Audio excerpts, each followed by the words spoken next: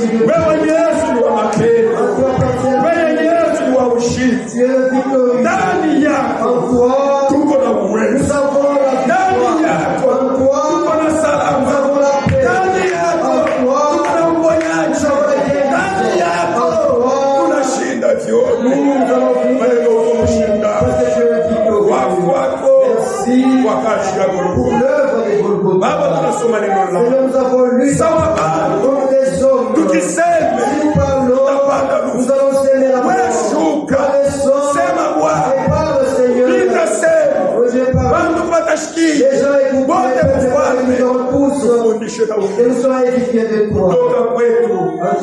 Wachana na kuingia kwetu. Tunakonda nikacho keshetu. Anza na maliza nasi. Jina ya Bwana. Na Mwokozi Yesu. Nous avons prié ainsi avec foi. Amen. Amen. Vous pouvez asseoir. Que Dieu bénisse. Nous avons commencé le vendredi. Nous avons commencé à parler sur la démonologie. Et cette démonologie, c'est dans le domaine physique. Nous avons montré que qui est un démon? Un démon, c'est un tourmenteur. Celui qui vient, rien que pour nous tourmenter. Et d'où viennent ces démons? Nous avons montré selon les Saintes Écritures. Hébreux chapitre 1, verset 13 à 14. La parole nous dit que les anges de Dieu sont tous des esprits qui ont été envoyés pour exercer un mystère. Un ministère. Afin de travailler pour l'héritage de ceux qui doivent recevoir le salut. C'est-à-dire, ces démons-là ne sont pas d'autres personnes. Ce sont des anges. Comme Apocalypse 12 nous dit qu'il y avait la guerre au ciel entre les dragons, le serpent ancien, appelé Satan, et ses anges qui s'étaient révoltés à Dieu. Michael a combattu. Satan et ses anges ont combattu. Mais la Bible nous dit qu'ils ne firent pas le plus fort. Et à cause de cela, on les a précipités sur la terre. Et lorsqu'ils sont descendus sur la terre, quel a été l'objectif de Satan? Une fois que Dieu l'a chassé, Dieu a préparé un feu qui devait dévorer Satan et les anges de Dieu. Et ce feu, c'est l'enfer. Maintenant, ces anges-là, au lieu d'être des esprits qui exercent ces ministères, afin de pouvoir servir à ceux qui doivent hériter le salut, ils sont devenus des esprits méchants. Alléluia. C'est ainsi que lorsqu'on parle des démons, c'est-à-dire les tourmenteurs, par là entendez, Satan, c'est un tourmenteur. Ces anges déchus sont des tourmenteurs. Et ces anges-là, ce sont des esprits. Mais cette fois-ci, parce qu'ils ont été chassés de la présence de Dieu, ils sont devenus des esprits méchants. Que Dieu vous bénisse. C'est pourquoi dans Éphésiens, chapitre 6, nous avons lu ceci. Je pense à partir du verset 12. Nous avons lu ceci. Car nous n'avons pas à lutter contre la chair et le sang, mais contre les dominations, contre les autorités et contre les princes de ce monde éternel, contre les esprits méchants dans les lieux célestes. C'est pourquoi prenez toutes les armes de Dieu afin de pouvoir résister dans les mauvais jours et de faire après avoir tout surmonté. Tenez ferme, ayez à la vérité pour celle-ci. Révélez la grâce de la justice. Mettez pour chaussures à vos pieds les ailes qui donnent l'évangile de paix. C'est-à-dire, ne pas s'absenter dans les rassemblements des saints afin d'écouter la parole de Dieu. Prenez par-dessus tout les boucliers de la foi avec lesquels vous pourrez être tous les enflammés du malheur. Prenez aussi les grâces du salut et l'épée de l'esprit qui est la parole de Dieu. Verset 18. Faites en tout temps par l'esprit toutes sortes de prières et de supplications. Veillez à cela. Veillez à cela. Veillez à cela.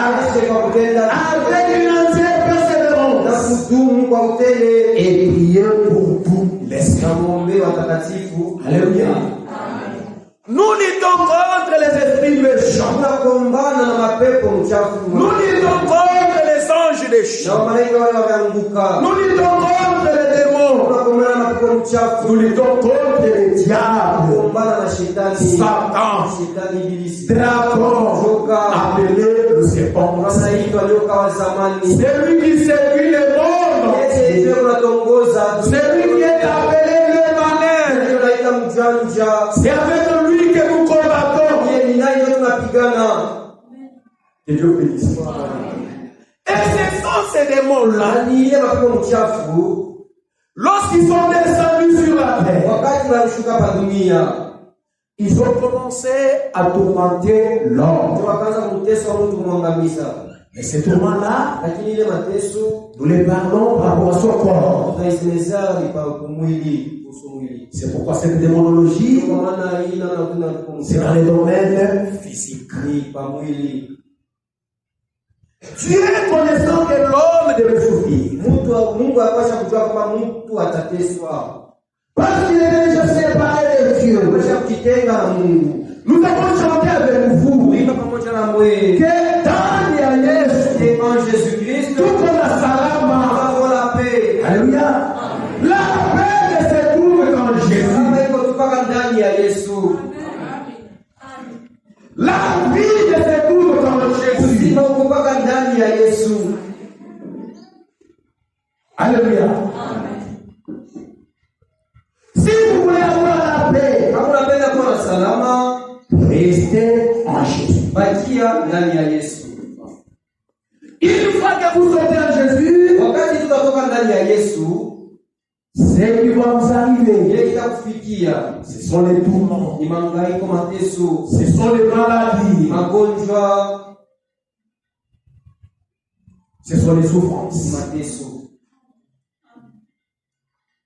L'un est un arbre qui donne la vie, qui donne la paix, qui donne la joie, qui donne l'amour, qui donne la victoire.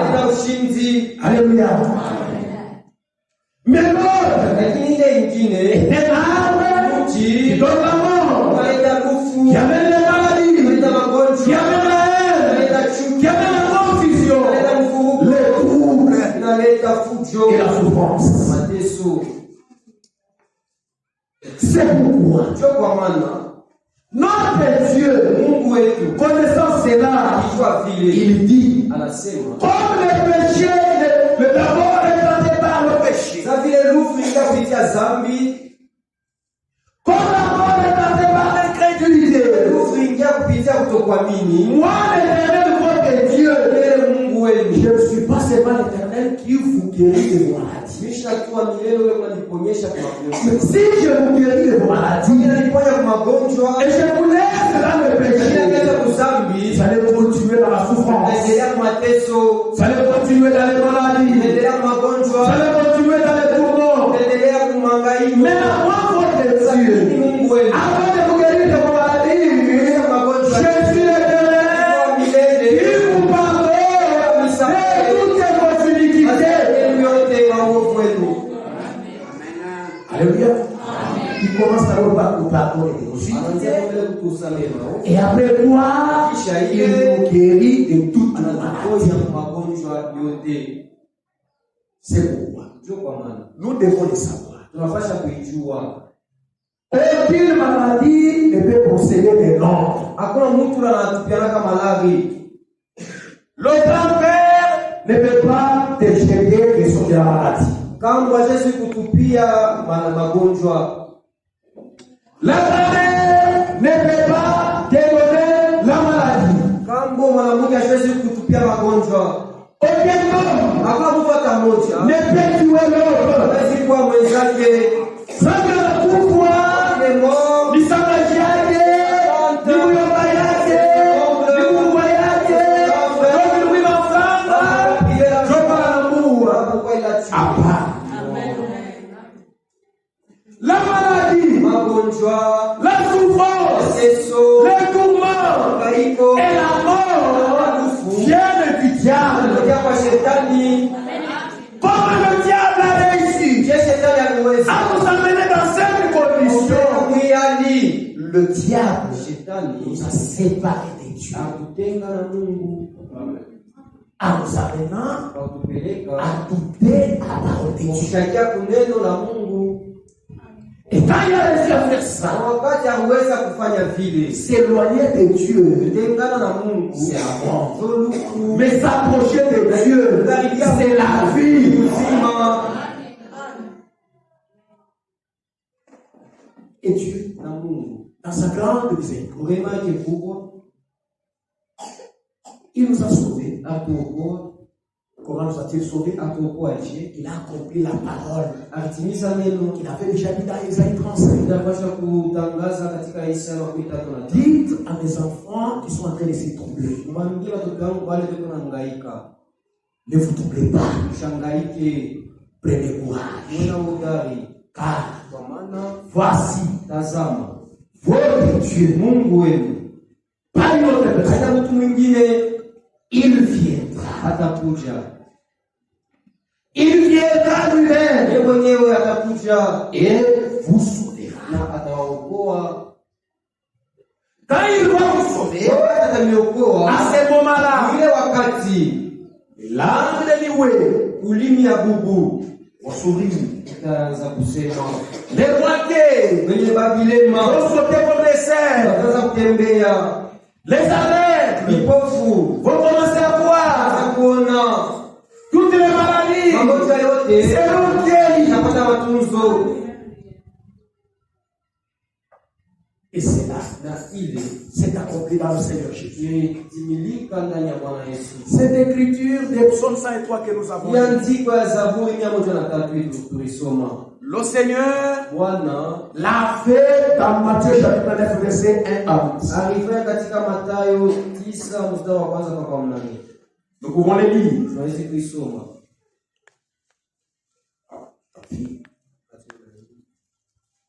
Matthieu 9.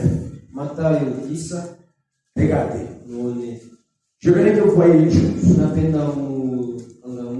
Dans Psaume 103, le Seigneur a dit, c'est moi l'Éternel, pas une autre personne, qui vous pardonne de vos iniquités. Et toute iniquité, c'est un péché. C'est moi l'Éternel qui vous guérit de toutes vos maladies. Et je fais mon Dieu. Aucun autre peut prétendre guérir. Alléluia. Le véritable guérisseur, c'est notre Seigneur Jésus-Christ. C'est Dieu lui-même. Les médecins nous soignons, mais c'est Dieu qui guérit. Et malgré cela, nous avons beaucoup de respect pour nos médecins, pour nos infirmiers qui prennent soin de nous. Dieu leur a donné de l'intelligence. À travers ce qu'ils font, le Seigneur vient nous guérir. Alléluia. Vous avez remarqué, Jésus étant monté dans une barque, traversant la mer et alla dans la ville. Et voici, on lui amena un paralytique. Jésus est lui. Jésus voyant leur foi, je le reprends. Jésus voyant leur foi, dit au paralytique, prends courage. Alléluia. Souvenez-vous dans Ésaïe 35, verset 4, dites à ceux qui ont les cœurs troublés, prenez courage. Ici Jésus dit, prends courage, mon enfant. Alléluia.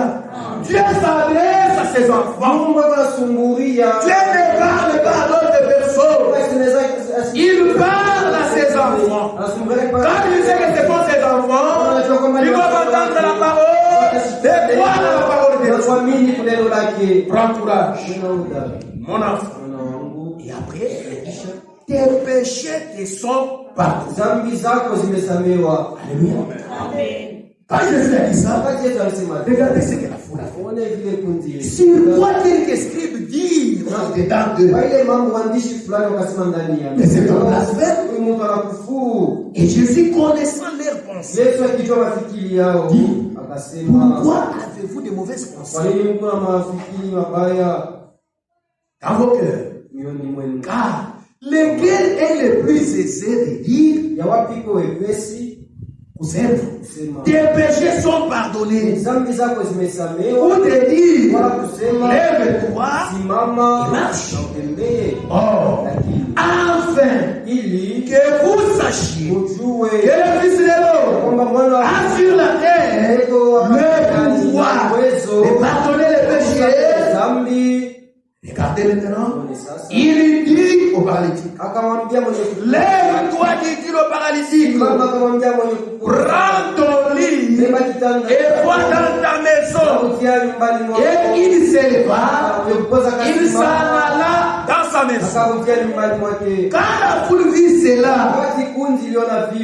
elle fut saisie de crainte et elle glorifiait Dieu qui a donné aux hommes un tel pouvoir. Il glorifiait Dieu et ce qu'il a donné aux hommes un tel pouvoir. Ce que Dieu a dit dans son c'est moi qui pardonne le péché. C'est moi qui guéris vos maladies. Quand Jésus vient, tu lui dis la même chose. Et les gens sont étonnés. Qui es-tu?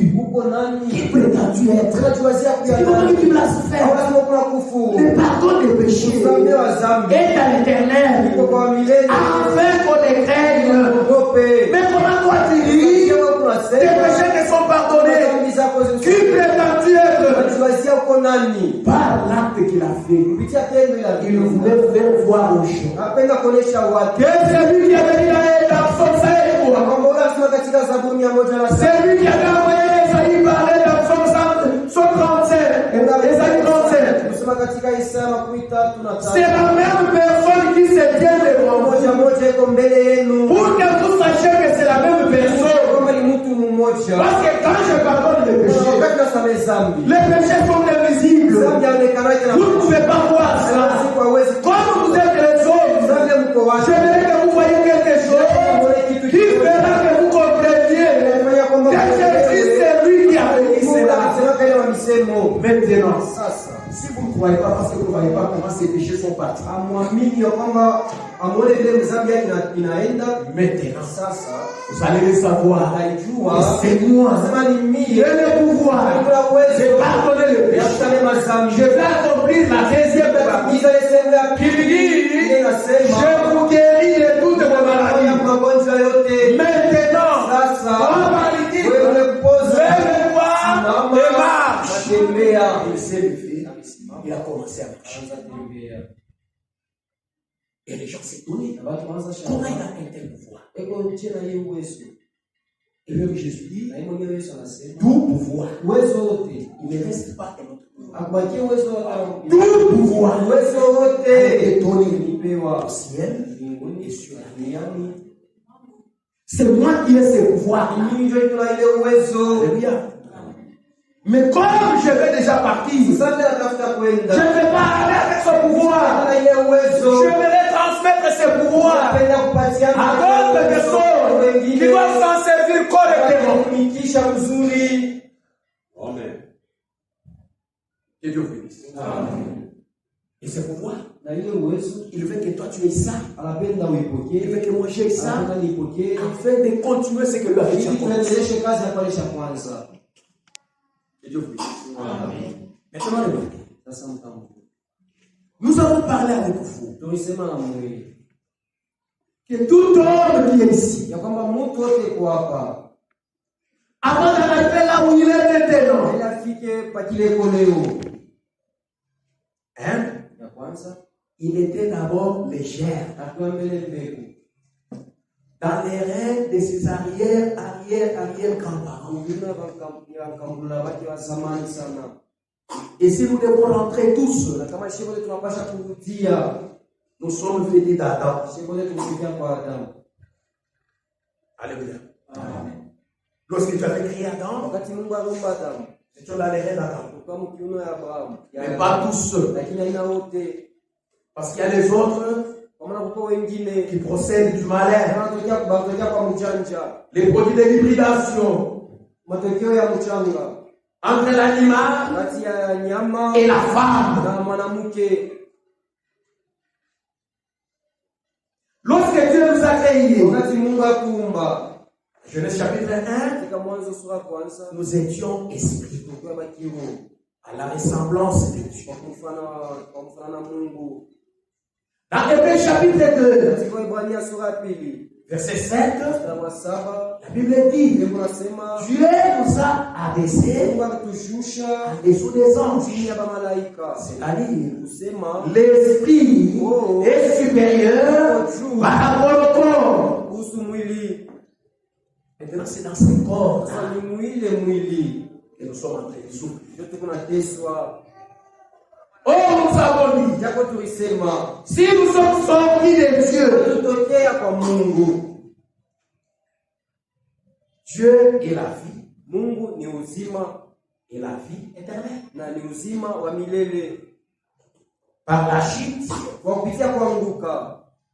avons été projetés dans la mort. Mais qu'est-ce que Dieu veut? Il veut que nous puissions rentrer à lui. Revenir à l'état que nous étions. Dans cet état spirituel où nous ne devrions pas pécher, où nous avions l'autorité et la conduite de toute l'humanité. Lorsque Dieu a créé Adam était le conducteur de toute l'humanité. Celui qui conduisait les animaux, les champs. Celui qui conduisait les métals, les poissons de la mer, les oiseaux. Celui qui conduisait toutes les choses. Même les règnes végétales obéissaient à Adam. Quand Dieu a créé Adam, il était le conducteur de toutes les choses. Dieu a créé Adam pour qu'il puisse conduire toutes choses et dominer. Comme le Saint-Esprit conduit les croyants, c'est comme ça qu'Adam est venu conduire l'humanité. Mais à cause de la chute dans le péché, Adam a perdu son pouvoir. Il a perdu le titre de propriété. Et cela est rentré entre les mains du propriétaire original. Notre Dieu. C'est ainsi que Satan. Si vous lisez dans 1 Jean chapitre 5 verset 19. La Bible dit le monde entier est sous le pouvoir du malin. Quoique il a pris ce monde à son pouvoir, il n'a pas de titre de propriété.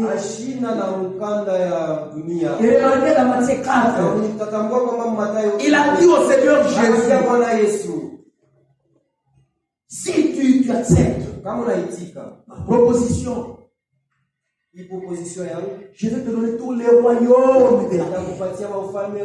Si tu m'adores, je vais te donner tous les royaumes de la terre et leur gloire et magnificence. Jésus n'a pas douté ça. Il a dit, c'est vrai qu'il a ça. Je te l'ai laissé pour un temps, mais je veux le reprendre dans les millénaires. Je vais reprendre ça. Que Dieu bénisse. C'est Satan qui domine. Maintenant regardez. Nous étions esprits. Et en tant que germe, dans l'arrière-grand-parent, ça c'est vérité de mère, arrière-grand-père, jusqu'à notre grand-père. Et notre grand-père l'a déversé dans notre père. Et notre père l'a déposé dans notre mère. Et nous sommes ce que nous sommes aujourd'hui. Maintenant regardez. Cet homme-là, pour que l'homme soit ce qu'il est aujourd'hui, il a commencé par une cellule. Cette cellule, c'est la vie. L'esprit que cet homme qui a formé la première cellule. Et cette cellule a commencé à se proliférer. Ça se multiplie, jusqu'à ce que nous avons tout un tas de cellules qui forment les tissus. Après les tissus, nous avons les organes. Après les organes, ce sont les systèmes. Et l'ensemble de tous les systèmes forment un être humain. Il y a la forme fixe. Alléluia. Tout est parti de la cellule. Pour qu'il y ait l'homme. L'homme a commencé par la cellule qui a été formée par l'esprit que c'est homme. Et nous avons monté avec eux. Je vais commencer à disséquer maintenant ces cellules-là. Cellule après cellule. Cellule après cellule. Devant nous, nous aurons un tas de cellules. C'est place de vous. Maintenant, si on pose la question, où est l'homme? Parce que nous voyons que les cellules. L'homme, ce n'est pas la cellule. L'homme, c'est cette vie qui est dans la cellule. À l'intérieur de la cellule, il y a la vie. Et ne peut pas y avoir une vie s'il n'y a pas l'esprit derrière cette cellule-là. Alléluia. Regardez. Genèse chapitre 1. La parole de Dieu dit, au commencement, Dieu créa le ciel et la terre. La terre était informe et vide. Et l'Esprit de l'Éternel s'est mouvé au-dessus des eaux.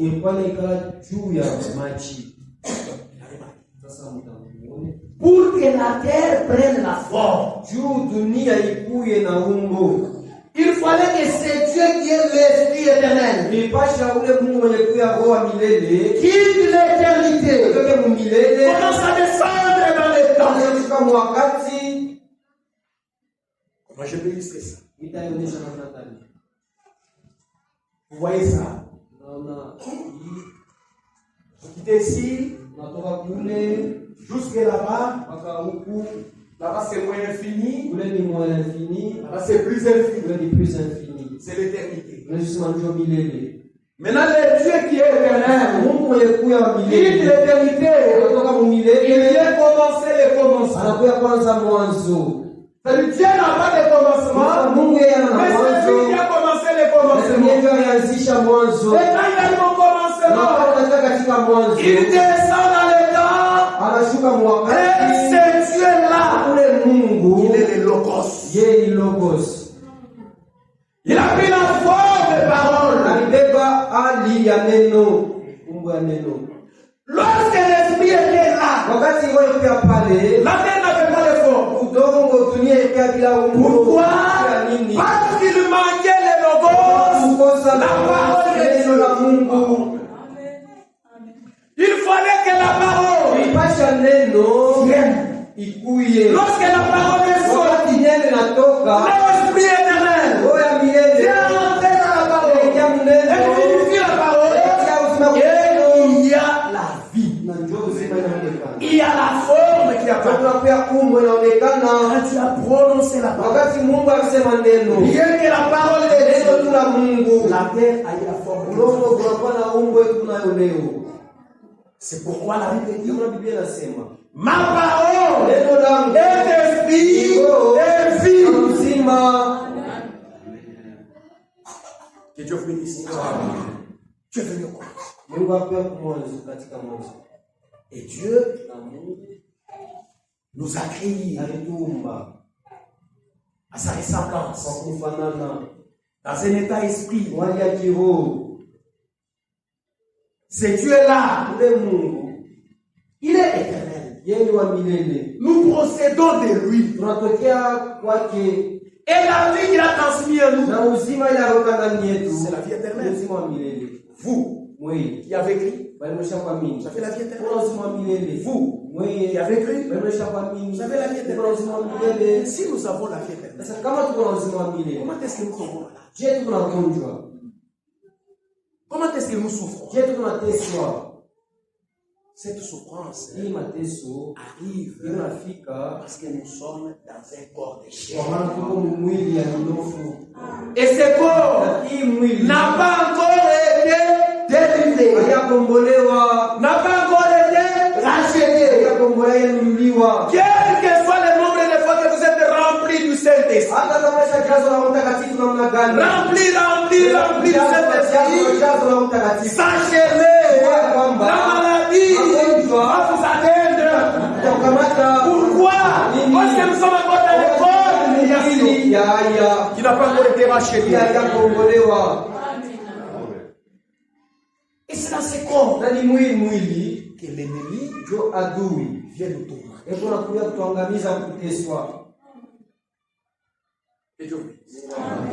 Lorsque ce corps sera racheté, nous n'allons pas souffrir. Regardez ce que Romains 8 dit. Romains 8, le chapitre 22.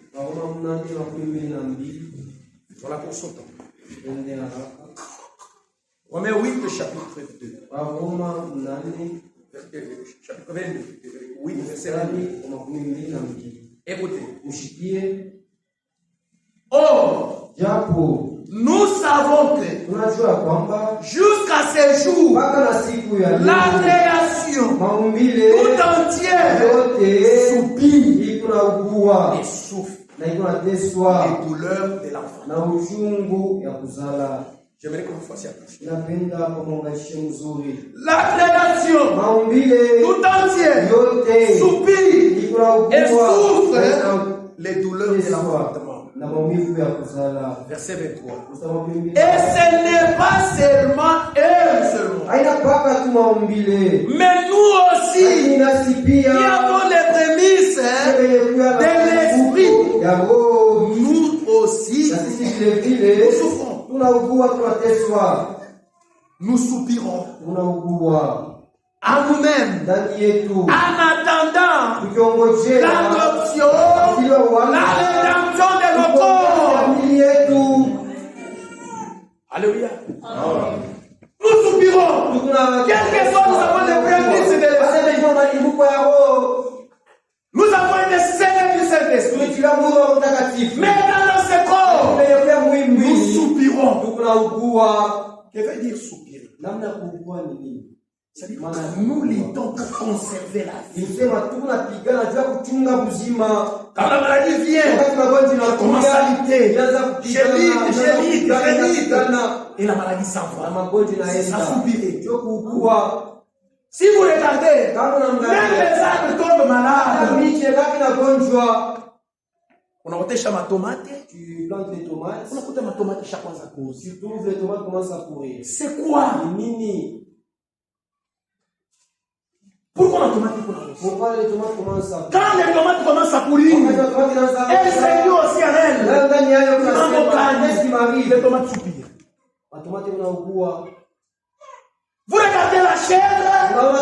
Vous n'avez pas bouche qui c'est là. Avec la peste. La peste. Qu'est-ce qui arrive? Ce sont les mêmes démons. Ils n'entrent pas seulement dans les hommes. Ils entrent même dans les bêtes. Et ils tourmentent même les bêtes. Souvenez-vous. Mais c'est fou là de Ghana. Quand Jésus s'est approché, Jésus c'est ce qui m'étonne. Les démons reconnaissent les dons de Dieu. Mais les enfants de Dieu ne reconnaissent pas les dons de Dieu. Les démons disent Jésus, même si les autres t'appellent les chefs des démons, mais nous savons que Dieu est le Fils de Dieu venu dans le monde.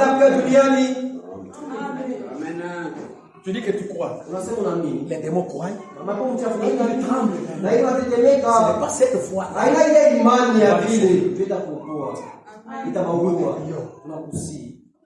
Notre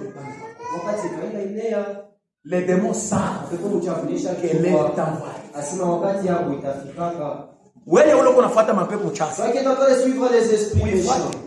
Wakati taa itenee. Ya kabisa ile mademo. Sababu uloko unafuata mademo, utapizwa pamoja na mademo. Je te supplie, au doigt que tu nous laisses. Il y a ta mbanguruwe dans ces cochons. Après, ils sont entrés dans les bouches. Et vous savez ce que les démons font? Ils ont précipité les bouchons. Des bandes escarpées dans la mer. C'est ça l'œuvre de Satan. C'est ça l'œuvre des démons. Souvenez-vous, quand un démon vous arrive, son objectif, c'est pour vous détruire, c'est pour écouter votre vie, mettre fin à votre vie, même si c'est une simple tour, combattez pour ça.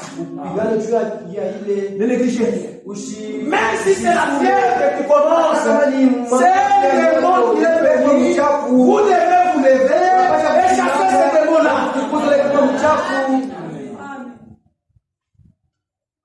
Ils sont en train de ils les ont tués. Qu'est-ce que les bouchons font? Pourquoi on appelle quoi? Ce sont des esprits méchants. Ils les ont précipités des bandes escarpées jusque dans la mer.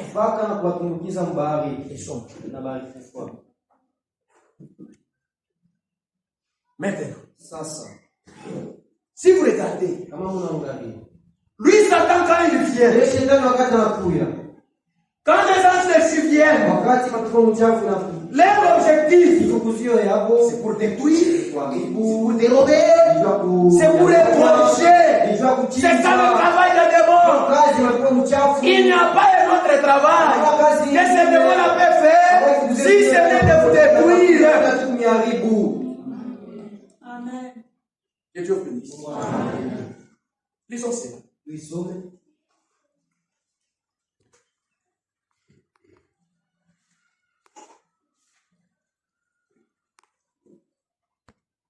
Je pense que c'est dans Jean.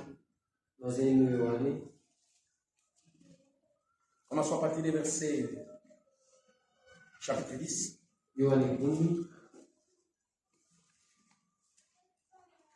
Verset 7. Descendons. Jésus leur dit encore. En vérité, je vous le dis. Je suis la porte des brebis. Tous ceux qui sont venus avant moi sont des voleurs et des brigands. Mais les brebis ne le sont point écoutés. Je suis la porte. Si quelqu'un entre par moi, il sera sauvé. Et il entrera, il sortira. Il trouvera et pâtira. Verset 10 maintenant. Mais les voleurs ne vient que pour dérober. Il vous dérobe votre vie. Les voleurs ne vient que pour égorger et détruire. Moi, je suis venu afin que les brebis aient la vie et qu'elles soient dans l'abondance. Je suis le bon berger. Le bon berger donne sa vie pour ses brebis. Que Dieu bénisse. Les voleurs dont il est parlé ici, c'est Satan. Le serpent ancien, les dragons, les anges déchus, les esprits méchants. Quand ils viennent à vous, c'est pour vous détruire. Ils ne viennent pas à vous pour vous amuser. Ils viennent pour vous détruire. Vous devez le savoir. C'est pourquoi, lorsque le Seigneur est venu, son problème, il était en bataille. Il combattait contre les démons.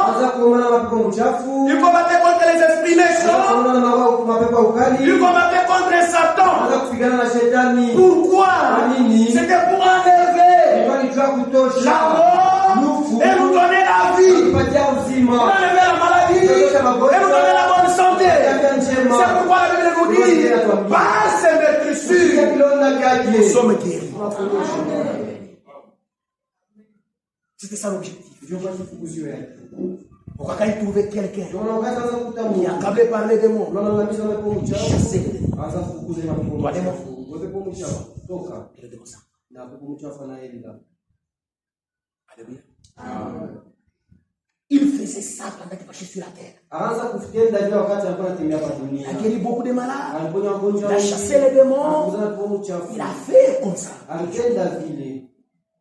Maintenant, ce pouvoir-là qui était en lui, quel était son objectif? Je suis entré dans le monde pour que les gens aient la vie. Et lorsqu'ils auront ma vie, à ce moment-là, voici maintenant les pouvoirs, les miracles, les signes qui accompagneront ceux qui auront cru. Amen. Alléluia. Qu'est-ce qu'elle a fait? La vie c'est quoi? La vie c'est un homme. Cet homme est venu dans un corps. Et après avoir accompli l'œuvre de la rédemption, il a transphasé cette vie en nous. C'est pourquoi la Bible dit oh, la vie éternelle. Et qu'il te connaisse toi de cette vertu. La bonne manière de traduire, ah, c'est lui qui a envoyé Jésus-Christ.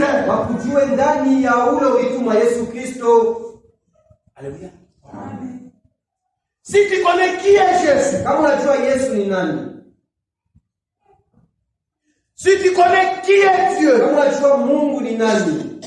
c'est-à-dire Dieu en Jésus, tu as la vie éternelle.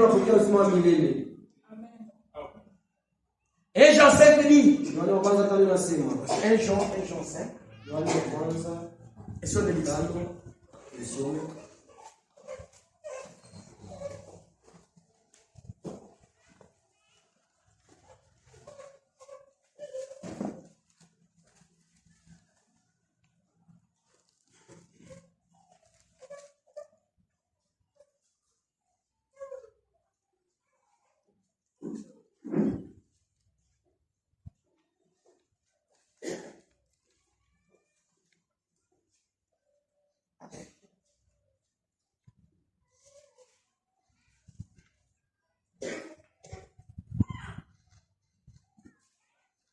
Dans Jean 5, 20, il dit, le Fils de Dieu est venu. Et il nous a donné le pouvoir. Afin que nous puissions connaître le véritable. Il nous a donné l'intelligence pour connaître le véritable. Et nous sommes dans le véritable. En son Fils Jésus-Christ. C'est lui qui est le Dieu véritable et la vie éternelle. Que Dieu vous bénisse. Amen. Et dans 1 Jean 2, il dit, vous petits enfants, vous avez vaincu le malin.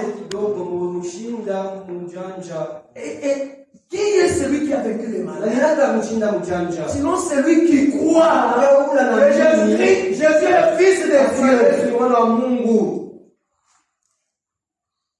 Parce que le malin,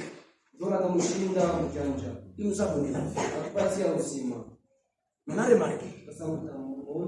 De la même manière que nous, pour que nous arrivions là où nous sommes, nous avons commencé par une cellule.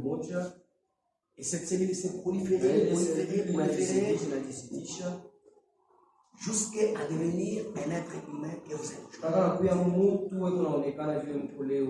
les esprits n'ont pas d'effort.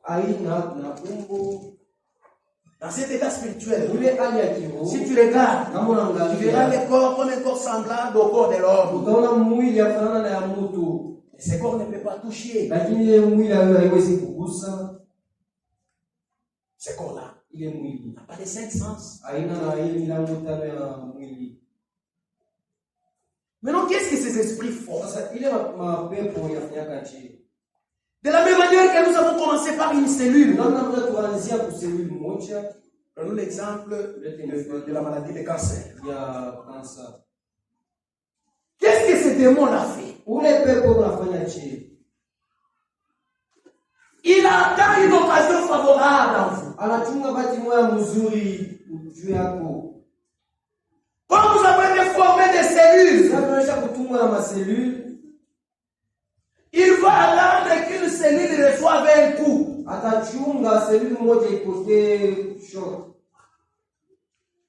Et lorsque cette cellule est maîtrise, il n'a pas de cette cellule va commencer à rétrograder. Ne va pas marcher avec les autres. C'est une cellule qui a reçu un coup. Maintenant, ces démons de cancer là,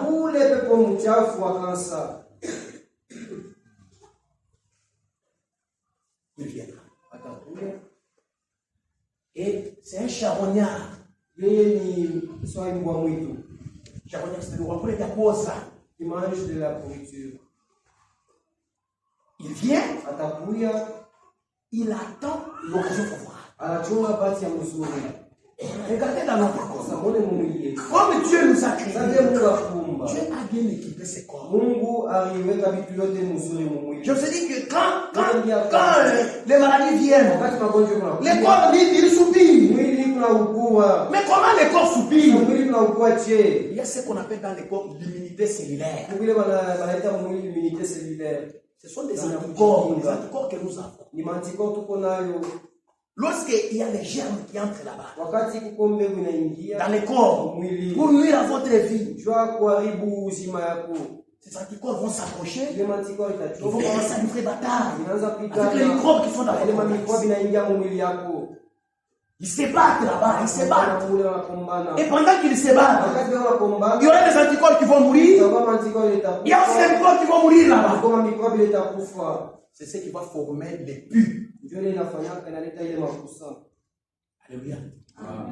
Maintenant, le cancer attend ce moment favorable. Sasa tunachunga ile bati ya mzuri. Quand il y a une occasion comme ça, Wakati kuko bati ya vile, les démons de cancer, leo mchafu wa il kansa avance et anachofa, il entre dans la cellule anaingia mwile qui selule avait été meurtre. ile pata kidonda. Et à partir de là, Na kupitia comme ile vous avez commencé par une cellule, sasa vile wewe unaanzia kwa selule il moja. commence aussi à se multiplier. Na yeye anaanza sasa À se kuziditisha multiplier, cellule sur cellule, Cellule na cellule sur ingine moja na cellule, ingine. jusqu'à ce que vous allez voir apparaître quelque chose. Utaona kitu kinakutoka. Vous n'aviez rien sur là. Akupenda kitu kwa mkono. Mais soudain là, vous voyez quelque chose. Kwa ghafla unaona kitu kimoja kinavimba. Ça vient d'où? Inatokea wapi? C'est une vie qui est à part entière chez votre vie. Wakachana na maisha na kushima kwako. Ce n'est pas vous. Haina wewe. Il y a une vie Mungu qui kushima. est dans cette chose-là. Unaingia kile kitu kinakutoka.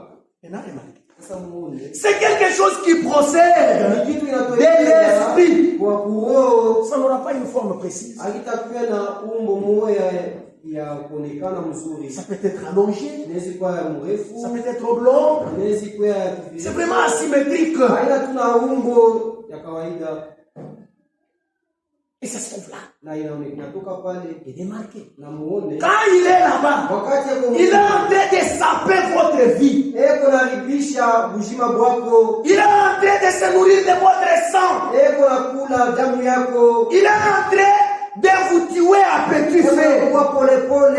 Il est en train d'avancer, Kuna choka, d'avancer, kuna choka, d'avancer, kuna choka. jusqu'à ce que vous allez mourir. Mpaka pale utakufa. Que Dieu vous bénisse.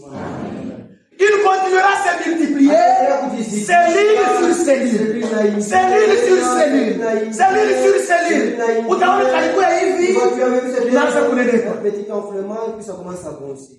Maintenant, parmi les cancers, Na kati ya makansa, nous avons des cancers roses, kuko makanser ya rose, nous avons des cancers rouges, et la plupart des roses, ce sont des cancers qui se placent sur les seins, zaidi ya makanser ni ile ikala kwa majiba ya mama. qui attaquent souvent les mamans. Ile inataraka zaidi banamuke. Et les cancers rouges, Makanser rouge souvent, zaidi ils sont plantés dans l'utérus de la femme. inaingia kama uterisi ya mwanamke. Pourquoi? Juu ya nini? Parce que souvent, les femmes ont toujours eu leur période. Wanakalaka na miezi yabo. Et pendant cette période, Ile il wakati y a une couche qu'on appelle l'endomètre qui kuko s'enlève. wanaitaka endomètre Et le venir se coupe, na mavenir na le sang katika commence à jaillir. damu inaanza kutoka. Maintenant, dans toutes ces meurtrissures-là, Mungu anaona vyote. c'est là que le cancer rouge profite pour aller s'implanter là-bas. Kwa bacha anaingia mule. Il commence comme une tumeur Itaanza sasa qui tumeur. était bénigne et qui va jusqu'à devenir maligne. Ende inaanza kunenepa. Que Dieu vous bénisse. Mais souvenez-vous, ce qui est là-bas, Ile iko pale. à l'intérieur, il y a une vie qui est cachée à l'intérieur là-bas. Kujificha ndani. Comme vous, Sasa vile lorsque wewe nous avons disséqué, nous sommes arrivés à cette germe. ile mbego Et à l'intérieur de ces germes, ndani ya ile mbego il y a l'esprit. muko roho. Et cet esprit, c'est ça la vie. C'est ça vous. Jo weye. Alléluia. C'est quoi? Hii mwili C'est quoi? C'est la manifestation ikuonekana de l'homme spirituel dans les 5 sens. mwili ya kumutu na milango tano. Que Dieu bénisse.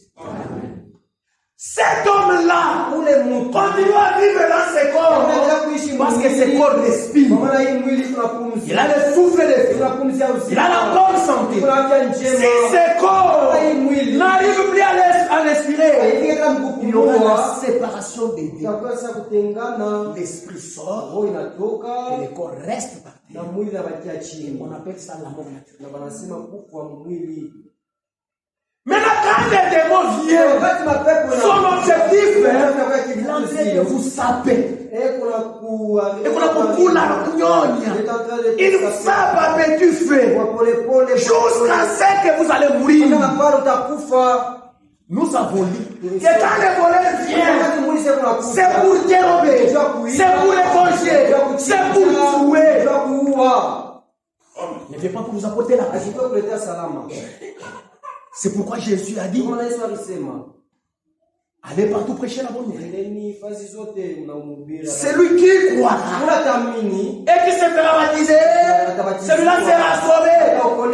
Voici maintenant les signes vont vous accompagner. C'est-à-dire, le pouvoir que moi j'ai, tous les pouvoirs au ciel et sur la terre, je vous les donne. Allez maintenant, chassez les démons, guérissez les malades.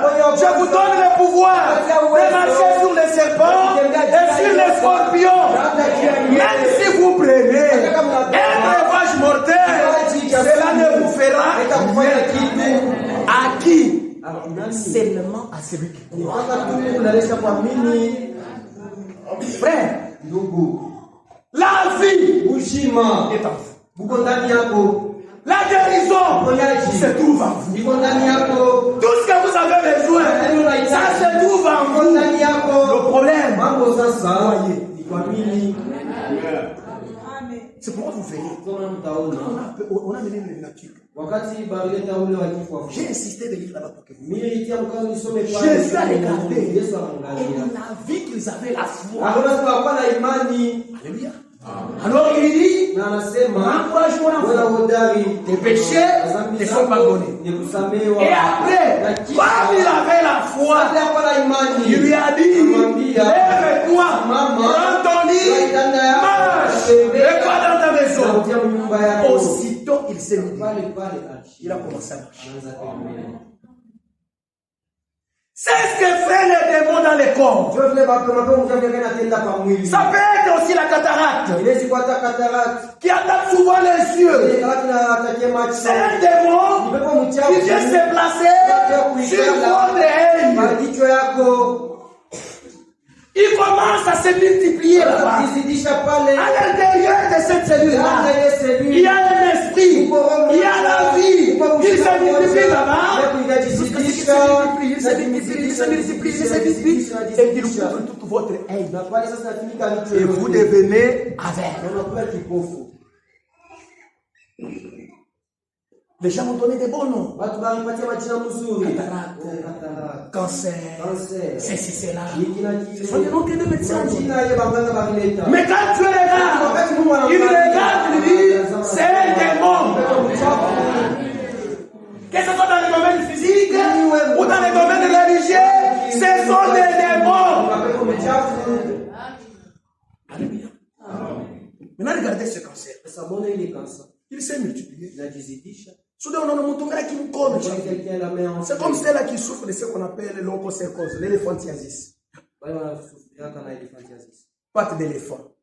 On a un mouton qui me colle. Oui, il m'a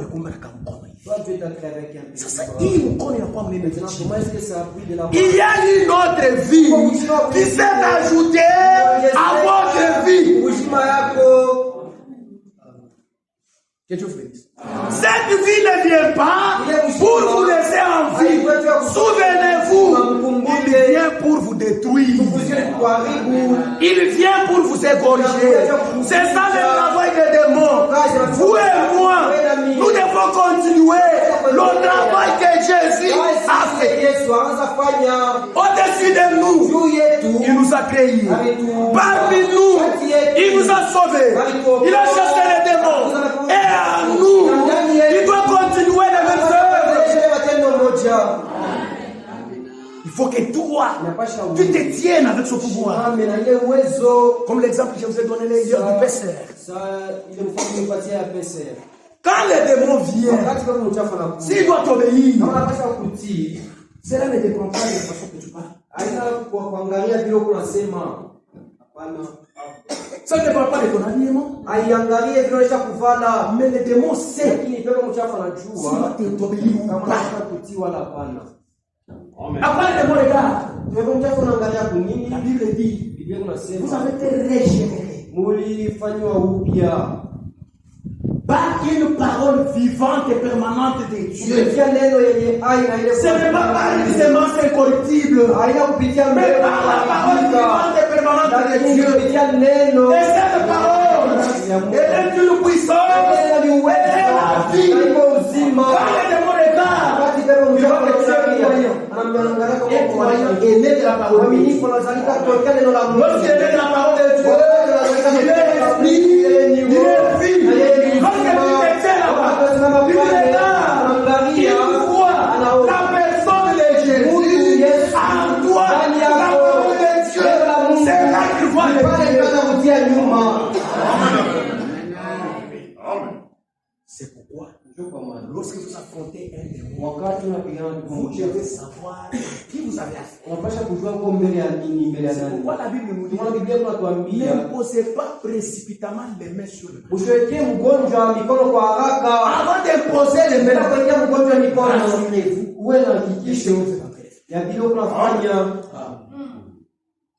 Que Dieu vous bénisse. Comme frère Branham, lui, Dieu a donné le discernement de l'esprit. Il pouvait sentir si l'homme a la foi ou pas. S'il s'approche de vous, il va sentir les vibrations. Qui est celui qui a la foi?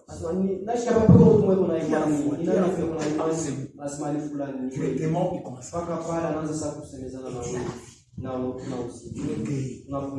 Soit il commence à pomper cette pompe. Il y a quelqu'un qui a la face. Il commence à regarder, il va lancer la grille sur quelqu'un. Je l'ai voyé là-bas. C'est deux personnes.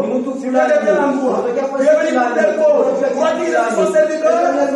Parce que l'ange lui avait dit, s'il y a même les gens, parlez-moi comme un prophète.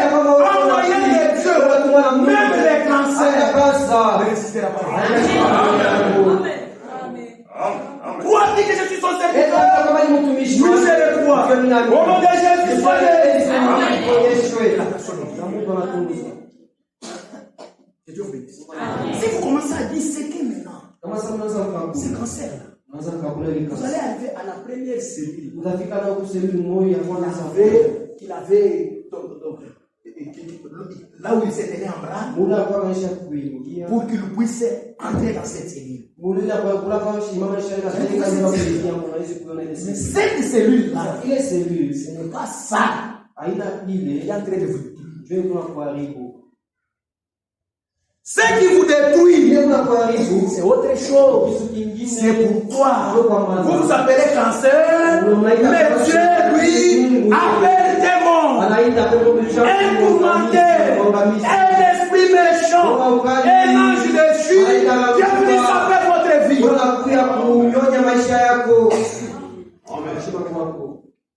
Est-ce que vous comprenez? Que Dieu vous bénisse. Maintenant, à ce moment-là, si vous disséquez cette cellule, vous allez voir que cette dernière cellule-là, je n'ai pas ça de demande de cancer. Mais à l'intérieur de cette cellule, il y a un esprit. Et cet esprit, c'est ça le démon. Et regardez, quand une maman enfant, wakati mama anazala, il y a 3 choses qui sortent. huko vitu vitatu vinatoka. Il y a l'eau, Huko maji, il y a l'esprit huko roho et la vie. na huko bushima. Et la Bible dit, Na Biblia kunasema la vie bushima d'un animal nyama se trouve dans le sang. iko ndani ya damu. Alléluia. Et dans le sang, Ndani ya damu il y a des cellules du sang. huko maseluli ya C'est à damu. l'intérieur de ces cellules de sang qu'il y a la vie. Huko bushima.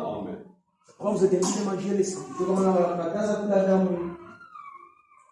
Est-ce que vous voyez ça? No, Ça se trouve là-bas à l'intérieur. iko mle ndani. C'est là qu'il y a la vie. Ndio huko bushima. Maintenant, regardez. Sasa muone.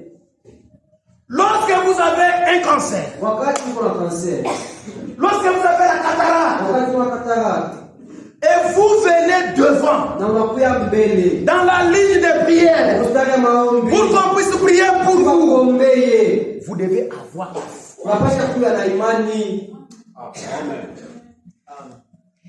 Or, sans la foi, Hapo bila il est imani, impossible d'être agréable à Dieu. haiwezekani Et si vous n'êtes pas agréable à Dieu, kupendeze Mungu. quoi que vous pouvez demander, vous ne le recevrez jamais. Hautakipotea hata kamwe. Vous devez croire. Unapasha kuamini. Lorsque vous venez, Wakati unakuya, frère, unagonjwa nini? frère de consultation, Mie ni cataracte. c'est la cataracte. Macho yote shakufa mishume. Les yeux sont aveugles, je ne vois pas. Maintenant, Sasa, le frère invoque le nom du Seigneur sur toi. ndugu ataita jina la Bwana juu yako. Oui, démon wa cataracte. Toi, démon de la cataracte. Jina ya Bwana Yesu Kristo. Au nom du Seigneur Jésus, Toka ndani ya huyu mtu. qui te laisse tomber, Wende kwa shikavu. que tu as Ngojee kwa andika kwako. Ah, tu attends ta destruction. uchunge kuandika kwako. À ce moment-là, Mwili wakati. comme on a invoqué le nom du Seigneur sur Sasa vile wanaita jina la Bwana juu ce yako, démon-là est ile parti. pepo mchafu na Il yeye. n'est plus en vous. Ashina tena ndani yako. Est-ce que vous comprenez? Eti unaelewa. Il n'est pas en vous. Pepo mchafu ashina tena ndani yako Il kusema, avait déjà formé des corps. Et il est à l'intérieur de ces corps. eko ndani ya ile Quand on vient de chasser, Wakamfukuza, il sort, anatoka, il s'en va, anaenda, mais le corps, lakini ile reste sans vie. kuacha bila uzima. Est-ce que vous comprenez? Eti mnaelewa? Inarudia. Lorsqu'on l'a chassé, Wakati wanamfukuza ile pepo il mchafu, sort de vous, anatoka ndani yako, il s'en va, mais anaenda, le corps reste sans vie. lakini para kuya pamoja bila uzima. Je vais vous faire remarquer quelque chose. Mimi nitaonyesha kitu fulani. Regardez lorsque un chien est écrasé par un véhicule. Mwone wakati imbo banamponda kugari. Qu'est-ce qu'il arrive? Nini anataka? Tirez vos attention. Mtege sikio. C'est ça qui fait que beaucoup de gens, Ndio maana inafanya watu wa tu mingi. peux te guérir maintenant. Wewe unaponyeshwa Ils hapa, sont, unatoka après quelques jours, on te trouve avec le même démon. unakuta tena na ile C'est quoi? pamoja ni Qu'est-ce que nini? je veux vous dire? Ndio natafuta kunionyesha mniambia. On peut écraser un chien. Wanaweza wanaponga imbwa. Et quand le chien est mort, Na wakati imbwa anakufa, c'est un cadavre qui reste étalé sur la terre. kitumba kinabakia pale. Pendant les 72 heures, les 3 jours, Kisha masiku tatu, si le chien reste étalé là-bas, kama imbwa anabakia pale, il va commencer à pétir. ataanza sasa Kudiminuer. unani kufubala. C'est-à-dire, si on l'écrase aujourd'hui, Sema kama bala vous le prenez, vous le pesez sur la balance. unampima pa balance. Et après 2 jours, 3 jours, vous venez encore mettre sur la balance. Vous verrez qu'avant il pesait beaucoup, qu'après 2 ou 3 jours. Faites attention là-bas. Je fais de tout mon mieux pour que cela rentre. Il va diminuer des tailles. Il va diminuer des poids. C'est ça qui arrive dans la guérison. Quand on a prié sur vous, les démons sortent, ils s'envoient. C'est pas la guérison. C'est à voir. Oh Dieu soit. Amen.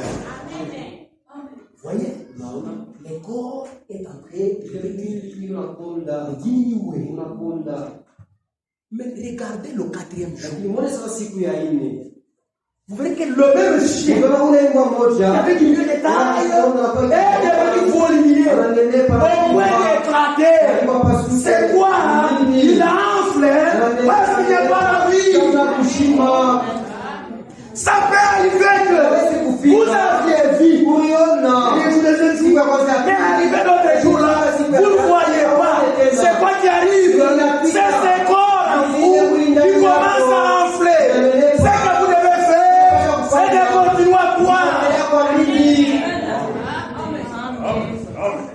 Alléluia. Ça enfle. C'est déjà parti. Souvenez-vous. De la même manière que la foi a chassé les démons, l'intégrité peut les ramener. De la même manière que la foi a tué, de la même manière l'intégrité peut ressusciter. C'est pourquoi il y a beaucoup de gens qui viennent pour être guéris, ils sont guéris, mais ils reviennent encore avec des démons. C'est là qu'il y a un problème. C'est pour rester ça. Lisons cela. Fais quoi? C'est moi qui le dis. C'est pas moi l'écriture. Luc chapitre 11. Verset 21. J'aimerais qu'on soit ensemble. Luc chapitre 11. Verset 21. 24. Écoutez. Lorsque l'esprit impur est sorti d'un homme, il voit dans les lieux arides pour chercher du repos. N'en trouvant point, il dit, je retournerai dans ma maison d'où je suis sorti. Et quand il arrive, il la trouve balayée. Alors il s'en va et il prend cet autre esprit plus méchant que lui. Vous voyez, plus méchant que lui, et il s'entre dans la maison, s'y établissent, et la dernière condition de ce corps est pire que la première. Alléluia. Un jour, frère Branham, il y a un homme qui est devenu dans la vie de Dieu. Frère, Dieu t'a guéri. Au nom de Jésus, l'homme est parti. Le premier jour, il ne va pas. Le deuxième jour, il ne va pas. Le troisième jour, il ne va pas. Il a dit, frère Branham, vous m'avez dit que je suis guéri. Non, c'est pas moi qui dis ça. C'est pas vous. C'est Dieu qui t'avait dit que tu es guéri. Je ne vois pas. Qu'est-ce que je dois faire? Il lui a dit, va et donne gloire à Dieu. Maintenant cet homme marchait. Quand il m'a fini, gloire à Dieu. Je vois. Mais mes yeux ne voient pas. Il marche. Gloire à Dieu. Je vois. La foi, c'est une ferme assurance. Des choses qu'on espère. Et des démonstrations. Des choses qu'on ne voit pas.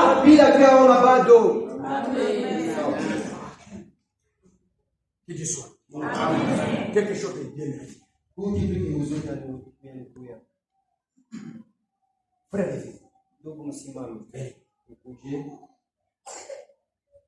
frère, venez aussi. Regardez ça.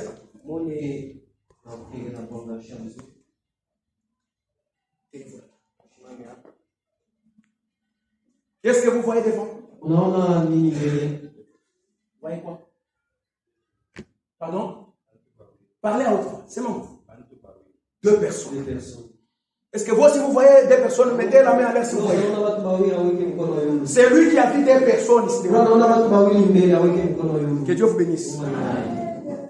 Maintenant, moi je vous dis que il ne sait pas des personnes. Qui peut me dire que je mens? Je vous dis que ce n'est pas des personnes. Est-ce que c'est la vérité? Est-ce que c'est la vérité? Non, ce n'est pas la vérité. C'est des personnes. Vous voyez, c'est pourquoi vous acceptez. C'est une porte par laquelle nous connaissons quelque chose et nous sommes sûrs et nous sommes certains. Maintenant, si je demande à sa fraîche,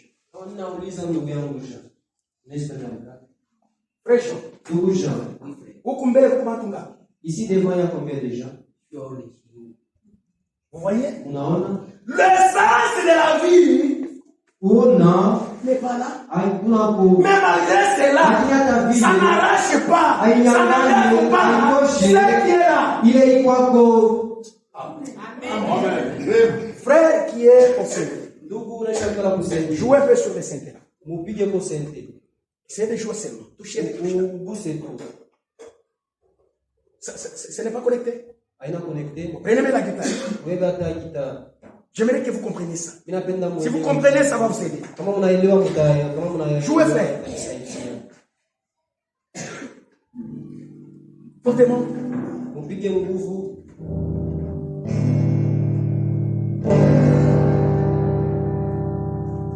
Est-ce que vous avez entendu? C'est quoi? Ni nini? Il y a un son. Kuko mlilio moja. C'est une porte. Ni mlango. Par laquelle nous comprenons qu'il y a eu un son. Lazima kuukia mlilio moja. Mais si les oreilles sont Na shikama shule cha kufunga. est-ce que vous allez entendre ce son? C'est pour autant que le son n'est pas là. Ni kusema sawa hainako. Il est là. Si kwako. C'est un autre son. Nayo ni mlango mwingine. Maintenant, Sasa, si je ferme les yeux, kama mimi nafunga macho, je touche. ninagusa, nasema huyu ni mtu. Ni mtu huyu. Huyu ni mtu. Vous voyez? Je ne vois pas. Mishione, Je n'entends pas. mishishikie. Je peux connaître par Lakini les toucher kupitia que ça c'est le corps humain. Lazima hii ni mwili ya Mungu. C'est une porte. Ni mlango. Et je suis sûr. Même si quelqu'un me dit, après la montre, je m'en Il y a une personne ici. Que Dieu vous bénisse. Il y a un autre sens. Uko tena mlango mwingine. Vous prenez quelque chose qui est blanc et grêle comme ça. Unabeba kitu moja kingine kidogo. Vous mettez dans la bouche. Unaweka mkinywa. Il chumvi. Ah, ça c'est du sel. Hata kama ni kidogo. Même si c'est une petite quantité, mais c'est du sel quand même. Ce n'est pas avec les yeux. Haina na macho. Vous avez compris que c'est le Ndio unaelewa kama ni chumvi. Ce n'est pas avec les oreilles que vous avez compris que ça c'est le sel. Ce n'est pas avec les sens qui touchaient que vous avez compris que ça c'est le sel. Mais c'est quoi? C'est le goût. Ni kuonja. Tu entres dans la maison. Unaingia mnyumba. Mnyumba mtoto anayamba. Ici l'enfant a défilé. Vous n'avez pas vu le caca. Hauiona. Mais vous savez qu'il y a le caca. Tunasema kama C'est quoi? C'est l'essence du corps. Si vous communiquez qu'il y a le caca ici. nakwambia kwamba Même si vous refusez, vous mnashikia ufu mtafute. Et si vous cherchez, les yeux verront que réellement il y a des esprits. Alléluia. Que Dieu bénisse. Ce sont les hommes qui font un contact avec le monde. na dunia Et l'esprit na a roho aussi des sens. nayo iko na milango. C'est l'imagination. Ni kuimaginer, C'est la conscience. ni kufuata ni C'est les affections. ni mania. Vous voyez? Naona L'imagination. imagination. Tu peux être là. Unaweza kuya pale, Tu commences à penser. unaweza kuwaza Alléluia. manger la Ukolesi. la poésie. Oh, cette sœur-là, elle était jolie. Ni mawazo. Comment ça? C'est aussi une porte qui peut vous amener à quelque chose. La conscience. Zamiri. Quelqu'un peut avoir une conscience altérée. Mtu anaweza kuwa na zamiri yenye kuharibika. Oui, il peut avoir une bonne conscience. Anaweza kuwa na zamiri safi.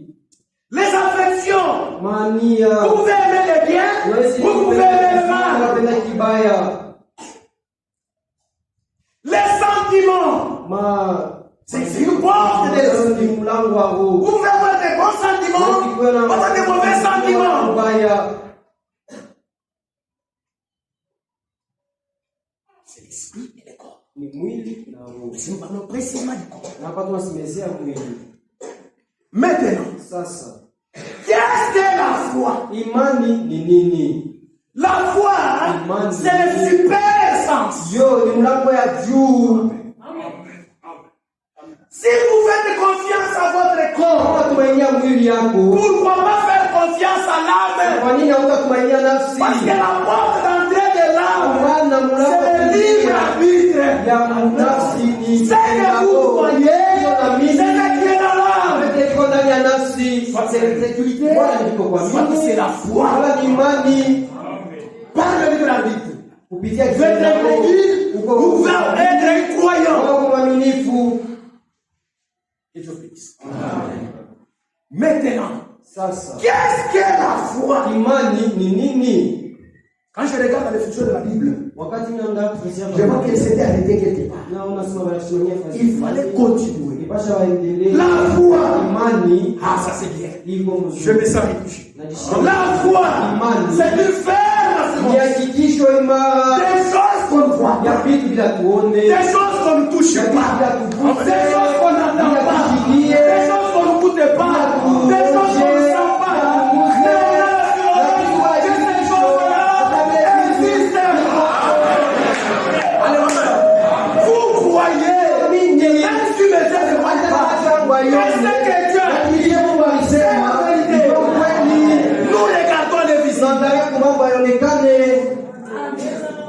C'est ça la foi. Maintenant regardez. Lorsque ce démon est sorti, les corps commencent à enfler. Par contre, c'est en train de voir. Vous ne pouvez plus voir.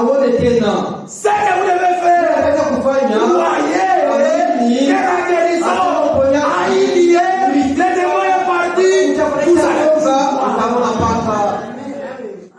C'est ton marché. Gloire à Dieu.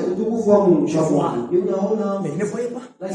La foi est une ferme assurance. Des choses qu'on ne voit pas. Des choses qu'on ne touche pas. Des choses qu'on n'entend pas. Des choses qu'on ne sent pas. Alléluia. C'est ça la foi. Gloire à Dieu. Je vois. Continuez à donner gloire à Dieu. Quel que soit votre état, que vous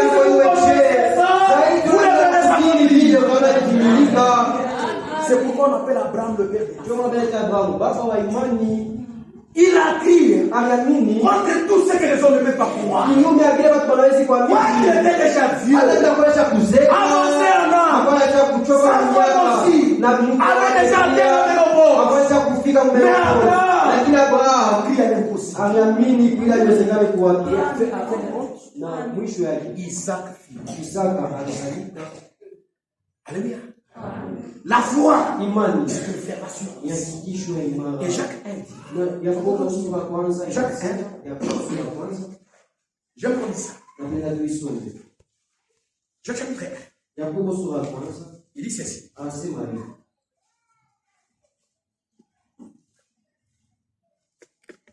Verset 58. Nous serons déjà vers la fin. Jacques 1, 58. Ceci. Si quelqu'un d'entre vous manque la foi, manque de la sagesse, qu'il la demande à Dieu, qu'il donne à tout simplement sans reproche. Elle lui sera donnée. Mais qu'il demande avec foi, sans douter, car celui qui doute est semblable au flot de la mer, agité par le vent et poussé de côté et l'autre. Quel homme ne s'imagine pas recevoir quelque chose du Seigneur. Que Dieu bénisse. Nous n'avons pas de doute. Nous sommes des seuls qui ont la foi pour sauver leur vie. Gloire à Dieu. Je vois. Un jour, il est entré dans le salon. Il s'est assis et on a commencé à l'écouter. Pendant qu'on écoutait,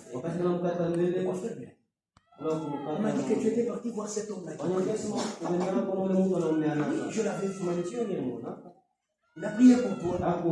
Oui, il a prié. Est-ce que tu as vu? Gloire à Dieu. Je vois.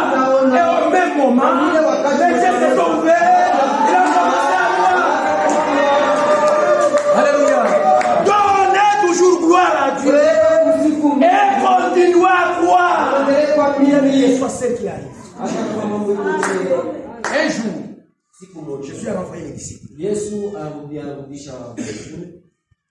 Ils étaient dans la barque.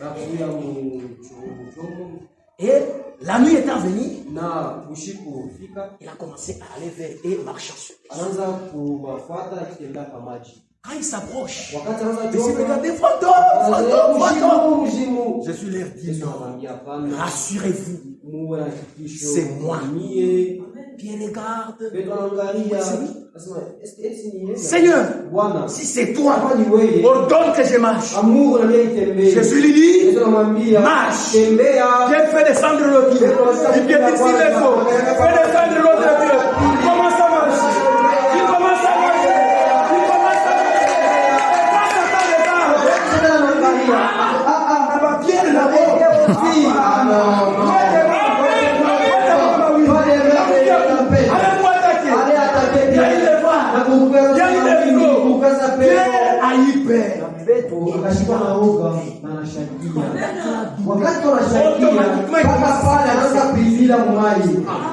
Mais heureusement pour lui, il a dit Seigneur, sauve-moi.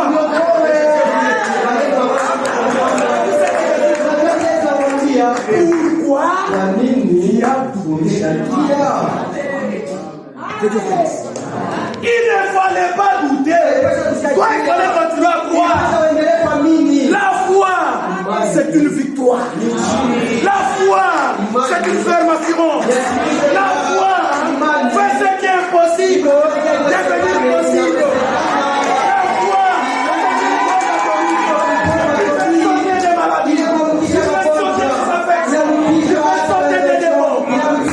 La foi.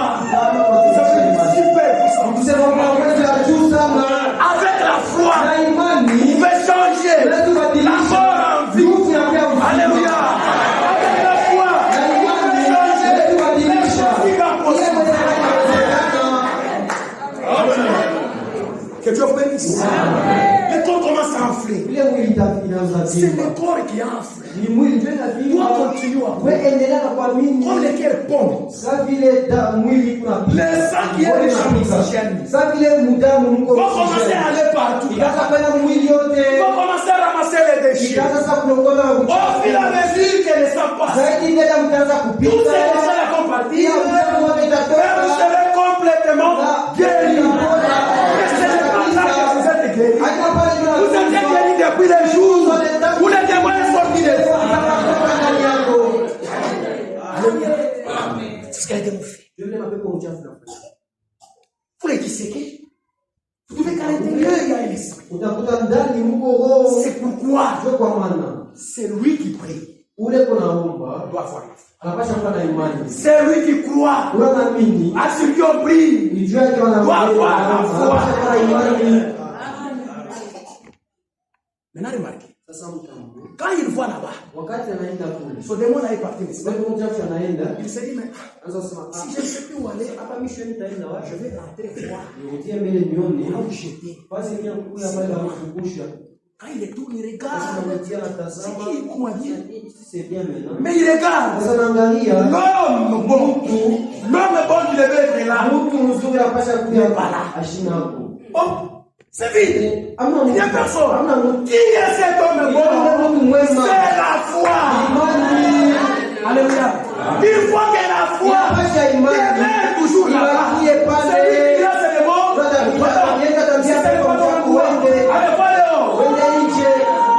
Quand il vient, il ne trouve pas la foi.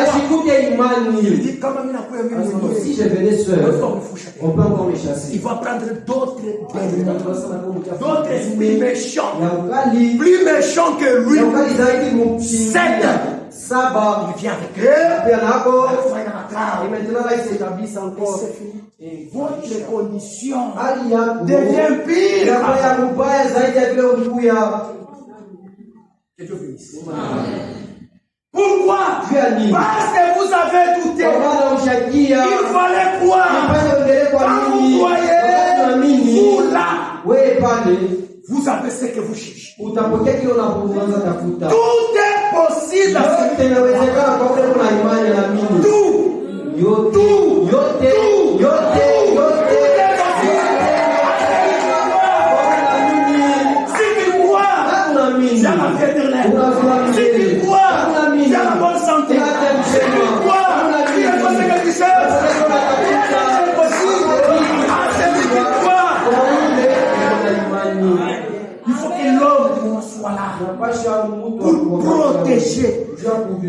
ce que vous avez acquis.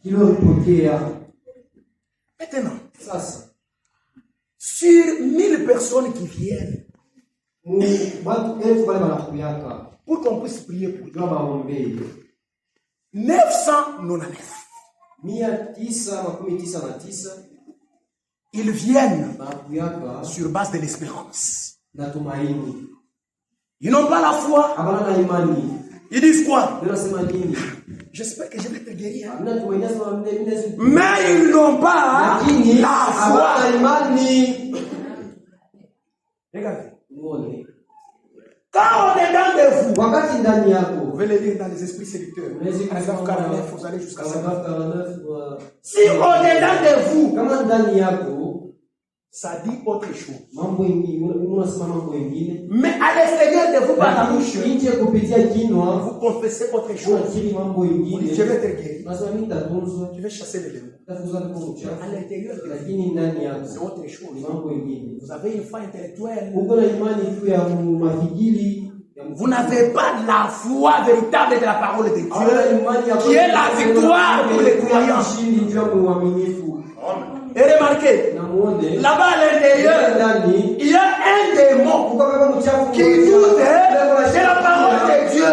Car les enfants de Dieu sont des croyants, mais les démons sont des incrédules. Quand il y a un démon là-bas, la promesse de Dieu.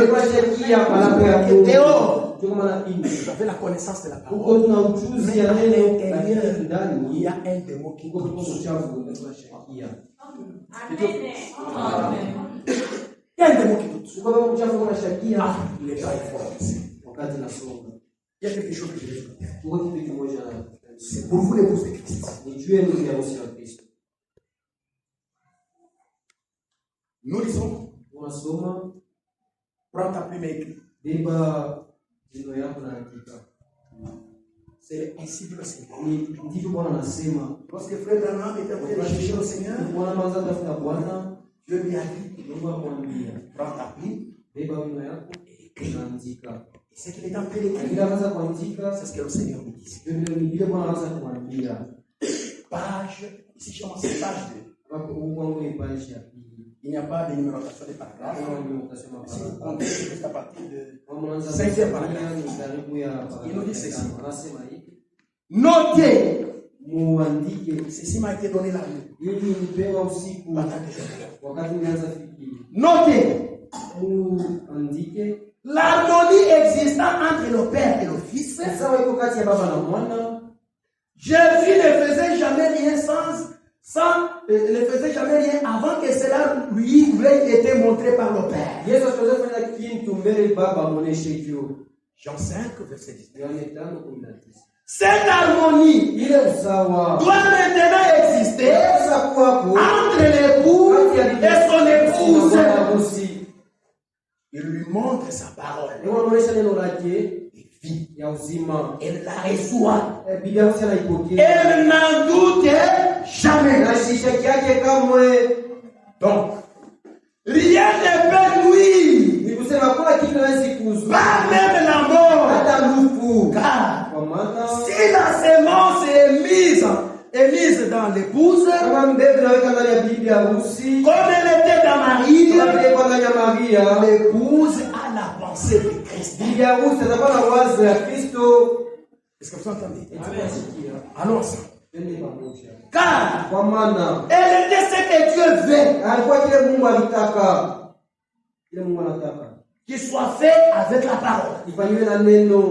Elle accomplit les commandements de la parole en son nom. Car elle possède l'ainsi dit le Seigneur. C'est-à-dire l'épouse a l'ainsi dit le Seigneur. La parole de Dieu. Je continue. Ensuite, la parole est vivifiée par l'esprit. Elle s'accomplit comme une semence qui a été plantée et arrosée.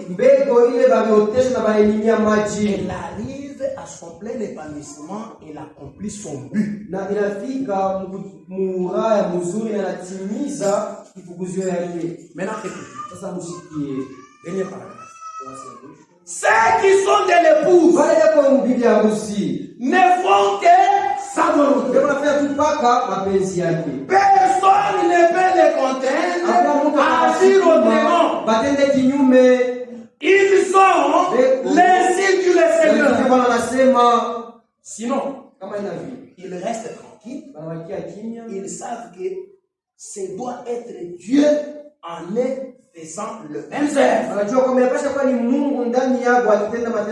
Accomplissant sa parole. Il n'a pas achevé tout son œuvre durant son ministère terrestre. Je réponds. Il n'a pas achevé toute son œuvre durant son ministère terrestre. Christ, lorsqu'il était sur la terre, il a travaillé, mais son œuvre n'a pas été achevée. Nous continuons. Ainsi maintenant, il œuvre dans et à travers l'épouse.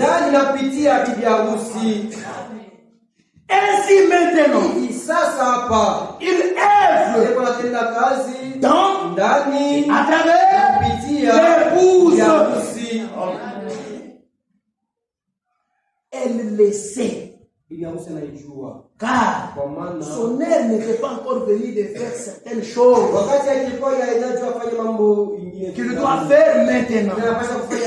Mais il accomplira maintenant à travers l'épouse l'œuvre qu'il avait réservé pour les temps-ci spécialement. Alléluia. Que Dieu bénisse. C'est-à-dire, ce que Christ n'a pas fait, les gens pour qui Christ n'a pas prié, les gens que Christ n'a pas sauvés, pendant qu'il était dans ses corps de chair, vous l'épouse, il vous a donné le pouvoir. Allez partout, chassez les démons, guérissez les malades. Tout ce que vous demanderez à votre nom, je le ferai afin que le Père soit glorifié dans le Fils et dans l'épouse.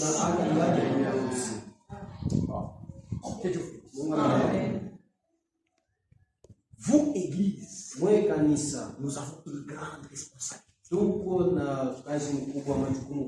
Nous avons donné un exemple de cancer.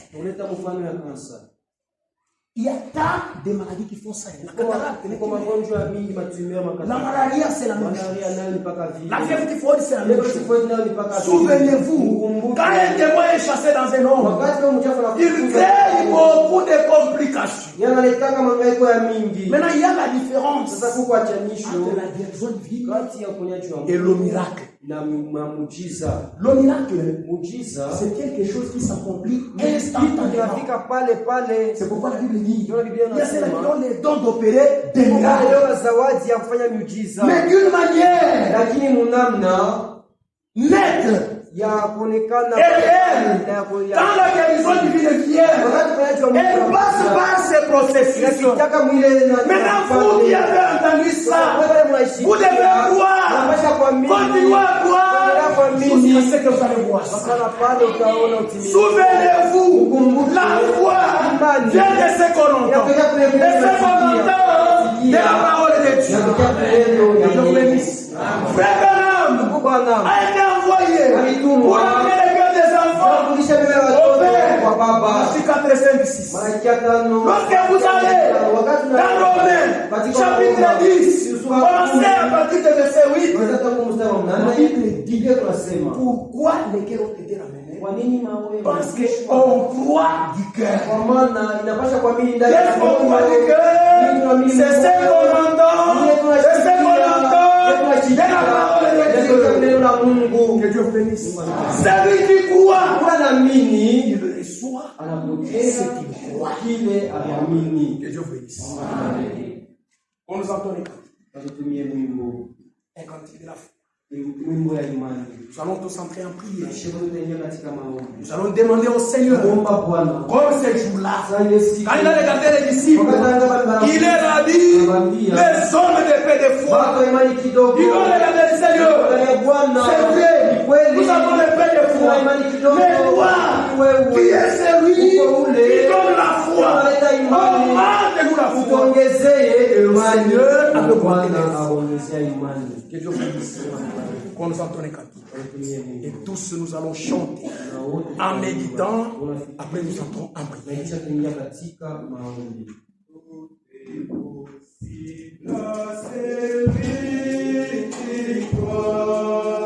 C'est la loi de la foi